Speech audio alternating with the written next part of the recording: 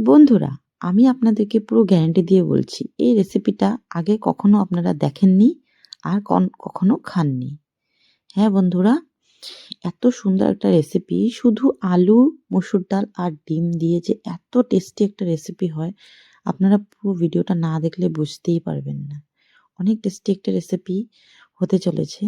তো চলো বন্ধুরা, আমি মনা রান্নাঘরে তোমাদেরকে অনেক অনেক ওয়েলকাম। তো তো চলুন বন্ধুরা, রেসিপিটা শুরু করা যাক। তো রেসিপিটা বানানোর জন্য আমি দেখুন এখানে ১ বাটি মসুর ডাল নিয়ে নিয়েছি আর ২ টো ডিম নিয়েছি। ৩ টে ডিম নিয়েছি।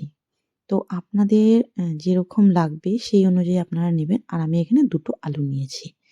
আপনারা যদি বেশি মানুষ হয়ে থাকেন তাহলে আপনারা বেশি নেবেন। আপনারা আপনাদের পরিমাণ মতো নিয়ে নেবেন। তো দেখুন আমি এখানে ২ টো আলু নিয়েছি। ২ টো আলু ভালো করে ছিলে নিচ্ছি আরকি চোকলাটাকে। নতুন যেহেতু আলু, তার জন্য এরকম ছুরি দিয়ে ঘষা দিলেই উঠে যাবে। তারপর হচ্ছে গিয়ে আলুগুলোকে আমি একটা মানে ডুমো, ডুমো করে কেটে নেব আরকি। ১ম এ লম্বা করে কাটবো, তারপর মাঝখান থেকে কেটে নেব। তাহলে ডুমো, ডুমো কাটা হয়ে যাবে। তো বন্ধুরা, এই রেসিপিটা অনেকই টেস্টি একটা রেসিপি। আপনারা অবশ্যই এই রেসিপিটা ঘরে একবার ট্রাই করবেন। আপনাদের অনেক ভালো লাগবে। আমি বলছি আপনাদেরকে গ্যারান্টি দিয়ে, যদি আপনারা এই রেসিপিটা একবার বানান, তাহলে ঘরের মানুষ আপনাদেরকে আবারও বানানোর জন্য বলবে। তো দেখুন কথা বলতে, বলতে আলু কাটা হয়ে গেল। আলুটার মধ্যে আমি জল দিয়ে ভিজিয়ে রাখছি আরকি, না হলে আলুটা কালা হয়ে যাবে। তারপর দেখুন একটু কষলে নিচ্ছি আলুর মধ্যে, মানে আগে যেহেতু ধুয়ে নিয়েছি, তারপরও কাটার পরে দেখবে আলুর থেকে একটা স্টার্চ বেরোয়। তার জন্য দেখুন জলটা ঘোলা, ঘোলা হয়ে গেছে। তো ভালো করে ধুয়ে নিয়েছি। এটা শরীরের জন্য ভীষণ খারাপ। এই আলুর থেকে যেটা বের হয় আরকি, সাদা, সাদা একটা বালি টাইপের জিনিস, দেখবে এটাকে স্টার্চ বলে। তো এটা খাওয়াটা শরীরের জন্য খারাপ। তারপর দেখুন আমি সাইডে আলুটাকে রেখে আমি লঙ্কা চিড়ে নিচ্ছি। তো আমি এখানে ৩ টে লঙ্কা ব্যবহার করছি। আর দেখুন পেঁয়াজের কি অবস্থা! তার জন্য ভালো করে কচলে ধুয়ে নিচ্ছি। আমি ৩-৪ টে পেঁয়াজ ইউজ করছি। যতটা বেশি করে, মানে এই রেসিপিতে যত বেশি করে পেঁয়াজ দেওয়া যায় ততটাই টেস্টি হয়। তারপর দেখুন আমি পেঁয়াজটাকে ঝিরি করে কেটে নিচ্ছি। আমি এখানে ৪ টে পেঁয়াজ নিয়েছি। আপনারা চাইলে আরো বেশি নিতে পারেন। কিন্তু তার থেকে কম নেবেন না। ৪ টের থেকে বেশি নিলে ভালো হয়। তারপর হচ্ছে গিয়ে আমি এখন ডালটাকে ধুয়ে নেব। তো দেখুন ডালটা ঢেলে নিয়েছি।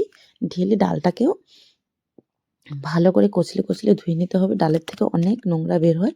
তো আমি এখানে ৩-৪ বার ধুয়ে নিয়ে তারপর লাস্ট একটু জল দিয়ে মানে ডালটাকেও একটু ভিজিয়ে রেখেছি। তারপর দেখুন আমি কি করব, এখন একটা কড়াই বসিয়ে দিয়েছি। কড়াইটা অনেকটাই গরম হয়ে গেছে। তারপর আমি এখানে কি করব, ১ম এই আলুর টুকরোগুলো দিয়ে দেব। যে আলুগুলো কেটে ধুয়ে রেখেছিলাম ওটা দিয়ে দেব। তারপর হচ্ছে কি ধুয়ে রাখা ডালটাও দিয়ে দেব। তারপর কুচানো পেঁয়াজটা দিয়ে দেব। তারপর লঙ্কা চিড়ে রেখেছিলাম ওটা দিয়ে দেব। তারপর আমি এখানে কিছু মসলা এড করব। এখানে দিয়েছি আমি সবজি মশলা।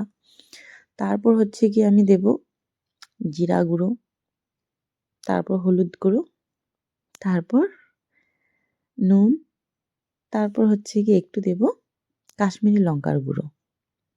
তো দেখুন বন্ধুরা, সব মশলাগুলো দিয়ে নিয়েছি। এখন হচ্ছে গিয়ে সর্ষের তেল দিয়ে নেব।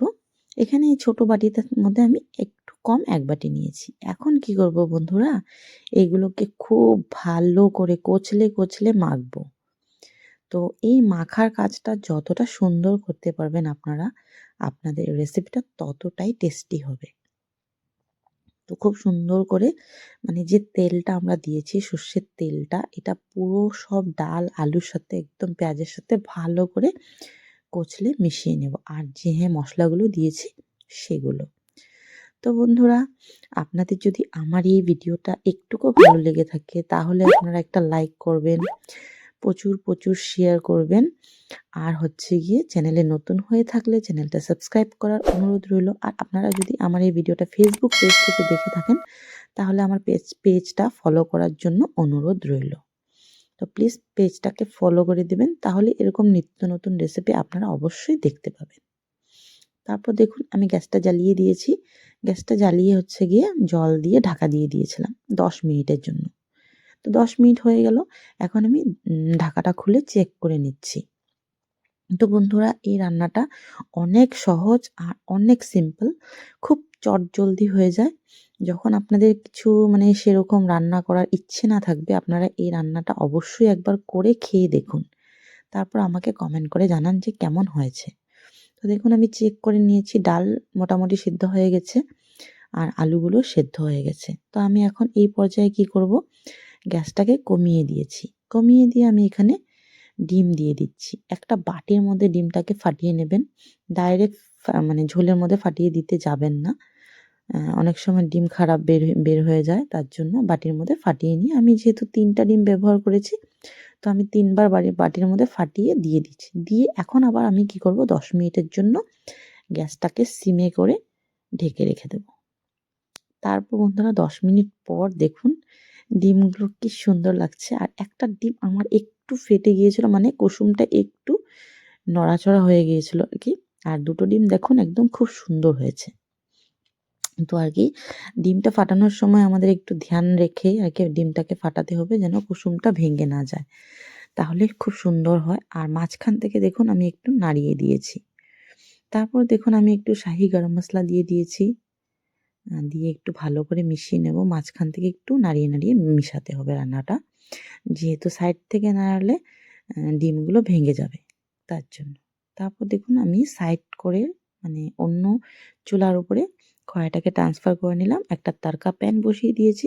বসিয়ে এখানে আমি সর্ষের তেল ইউজ করেছি। আর হ্যাঁ বন্ধুরা, এই রান্নাটা আপনারা চেষ্টা করবেন সর্ষের তেল ইউজ করার। তারপর ৩ টে শুকনো লঙ্কা দিয়ে দিয়েছি। দিয়ে ১ চামচের মতো গোটা জিরে দিয়ে দিয়েছি। তারপর একটা চেরা কাঁচা লঙ্কা দেব আমি। একটু নাড়িয়ে চাড়িয়ে নিয়েছি, নিয়ে একটা চেরা কাঁচা লঙ্কা দিয়ে দিয়েছি। খুব সুন্দর একটা ফ্লেভার আসে কাঁচা লঙ্কার, মানে দারুণ লাগে খেতে। তারপর ১ চামচ কাশ্মীরি লঙ্কার গুঁড়ো দিয়ে দিয়েছি গ্যাস থেকে নামানোর পর। না হলে কি হবে, লঙ্কার গুঁড়োটা জ্বলে যাবে। তারপর দেখুন এই সম্বারটা দিয়ে দিলাম আমি। আর একটু ধনেপাতা কুচি। একটু বলতে একটু ভালো পরিমাণেই দেব, যেন অনেকটা টেস্টি হয় এটা।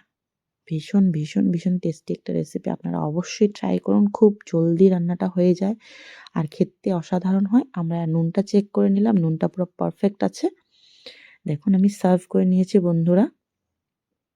তো অবশ্যই আপনাদের কাছে ভালো লাগলে লাইক করার জন্য অনুরোধ রইল, চ্যানেলটা সাবস্ক্রাইব করার জন্য ও ফলো করার জন্য অনুরোধ রইল, আর শেয়ার করার জন্য অনুরোধ রইল। আর আপনারা কোথা থেকে ভিডিওটা দেখছেন অবশ্যই কমেন্ট করতে ভুলবেন না। আর ভিডিওটা কেমন লেগেছে, রেসিপিটা কেমন লেগেছে অবশ্যই একটা কমেন্ট করবেন। তো চলো বন্ধুরা, আজকের জন্য টাটা।